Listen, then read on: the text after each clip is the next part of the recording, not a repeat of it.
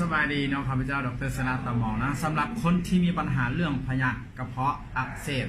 หรือกรดไหลย้อนที่เป็นมาหลายปีแล้วบ่ดีเนาะเรียกว่าเป็นปัวหลายๆบ่อนแล้วบ่หายลองมาฟังทางนี้เพราะซาร่าเองเป็นท่านหมอเชี่ยวชาญเฉพาะเรื่องพยาธินี้เลยได้มีโอกาสได้รับ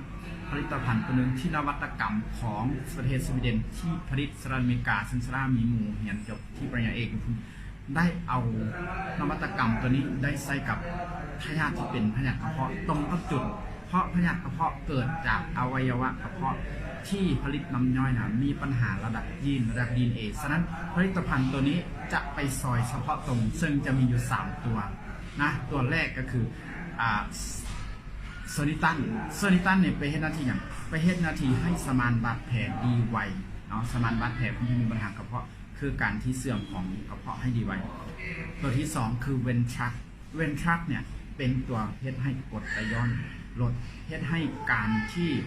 กระเพาะเฮาผลิตกรดเกินมีปัญหากระเพาะตัวนี้เนี่ยจะซอยได้ดีซึ่งจะเป็นจุลินทรีย์ซอยเนาะตัวที่3ก็คือ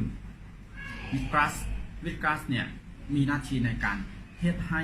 สารพิษสารตกค้างในลำไส้เราออกมาไวที่สุดฉะนั้นนี่คือการดูแลต้มจุดแบบองค์รวมผู้ใดมีปัญหาเรื่องกระเพาะมาหลายปีอยากให้ลองสินค้าประเภทนี้ซึ่งเป็นสินค้าที่มาจากสหรัฐอเมริกาเนาะข้าพเจ้าบอกเลยถ้าทุกคนได้ลองแล้วกลับมาปกติแล้วสามารถกินได้ทุกอย่างที่ทุกท่านได้กินอยากจะให้ลองตัดสินใจเนาะเมื่อทางเลือกพ่อบ่อยากให้เราเป็นอย่างเช่นปะไปโดนมีโอกาสบาดแผลกระเพาะกลายเป็นมะเร็งหรือเป็นหลายๆอย่างฉะนั้นวันนี้มีของดีๆจากสหรัฐอเมริกามาตอนให้กับทุกคนที่สนใจอยากดูแล